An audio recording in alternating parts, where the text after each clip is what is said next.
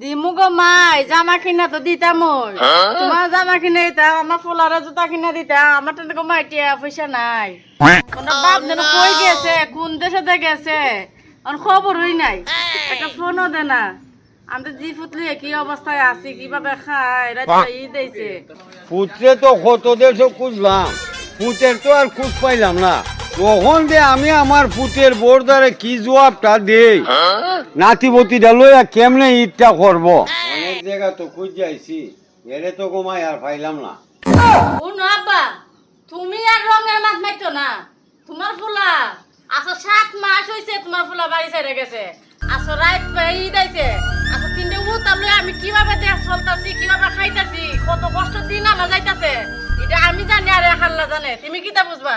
তুমি কি একদিন আইছো আমি কিভাবে চলি, কিভাবে খাই বলে মায়ের ঘরে বুঝতে দিদি আমার নাতি বুঝি লিয়ে খা।